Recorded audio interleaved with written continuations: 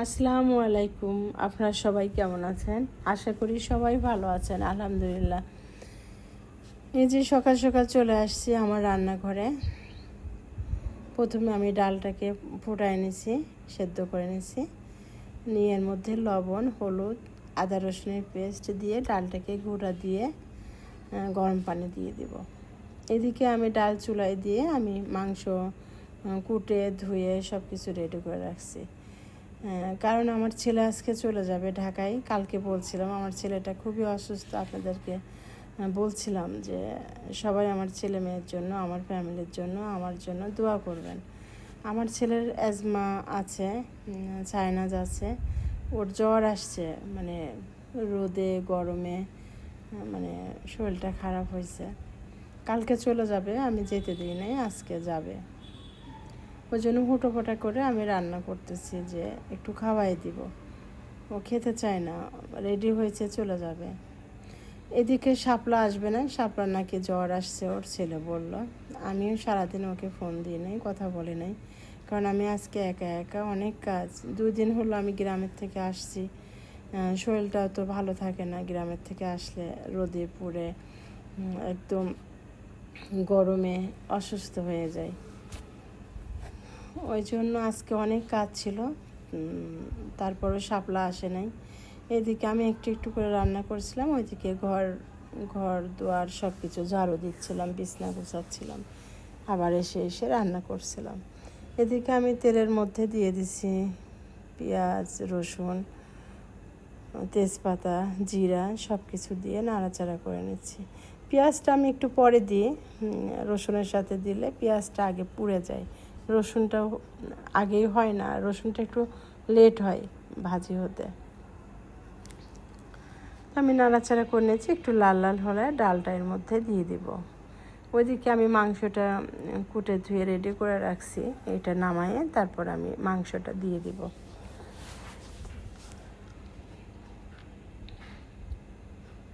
কয়েকদিন হলো এই গ্রামের থেকে আসার পরে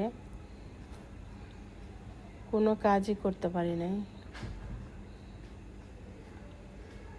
ভাবছিলাম আজকের থেকে একটু একটু করে আবার সব কাজ করব, কারণ আমি 1 সপ্তাহ বাড়িতে ছিলাম না, আবার সব কিছু ধুলা পড়ে নোংরা হয়ে গেছে, বাড়ি ঘর সব কিছু। বৃষ্টি হয়েছে, বারান্দায়, এই বারান্দায় পানি, ওইখানে পানি, অনেক পানি জমা হয়ে আছে।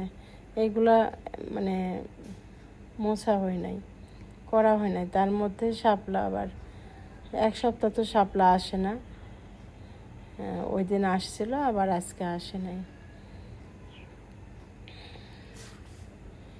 এদিকে আমি যখন মাংসটা চুলায় দিই, মশলাটা দেওয়া দেখাতে পারি নাই, কারণ আমি শর্টস ভিডিওর জন্য ওটা করে রাখছি, ওইটা একটা আলাদা ভিডিও হবে। আমি মাংসের মধ্যে তেল, পেঁয়াজ কুচি এগুলো ভাজি করে নিয়ে তারপরে গরম মশলা, ডালচিনি, লবঙ্গ, গোলমরিচ দিয়ে তারপরে আদা রসুনের পেস্ট দিয়ে নাড়াচাড়া করে তারপরে হলুদের গুঁড়া, মরিচের গুঁড়া, জিরার গুঁড়া, ধনিয়ার গুঁড়া, লবণ সব কিছু দিয়ে মাংসটা আমি দিয়ে দিচ্ছি এর মধ্যে, দিয়ে এখন নাড়াচাড়া করছি। মাংসটা আমি একটু কষাই নিয়ে তারপরে একটু প্রেশার কুকারে দিয়ে একটু দিয়ে নিয়েছি, সেদ্ধ করে নিয়েছি আর কি। কারণ আমার ছেলে মেয়ে সবাই নরম মাংস খায়, শক্ত মাংস ওরা খেতে চায় না। আজকে ভাবছিলাম মাংস রান্না করব, আলু দিব না, কারণ আলুটা আমার একদমই পছন্দ হয় না। তারপরও লাস্টের দিকে আমার ছেলে বলছিল যে আম্মু একটু আলু দিও, পরে আবার একটু আলু দিলাম কেটে।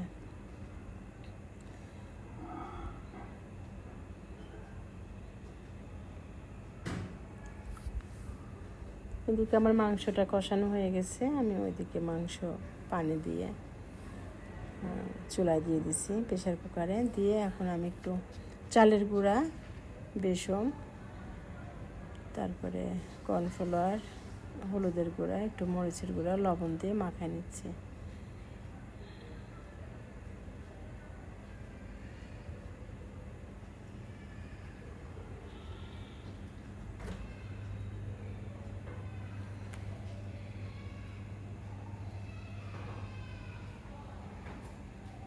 এর মধ্যে আমি আলু দিয়ে দিছি, দিয়ে ঝোল পানিটা দিয়ে দিছি আর কি। এদিকে বড়াটাও করে নিচ্ছি। এই যে আমার ছেলে খেতে বসছে, টেবিলে সব কিছু দিয়ে দিচ্ছি, ডাল, মাংস, সবজির বড়া। ও খাচ্ছে এদিকে, আর এদিকে আমি গোসল টোসল করে নিচ্ছি, রেডি হচ্ছি। আজান পড়ে গেছে, নামাজ পড়ব। এই তো আজকে এই পর্যন্তই। আপনারা সবাই ভালো থাকবেন, সুস্থ থাকবেন, আমাদের জন্য দোয়া করবেন, আমাদের বেশি বেশি ভালোবাসা দিবেন। আল্লাহ হাফেজ।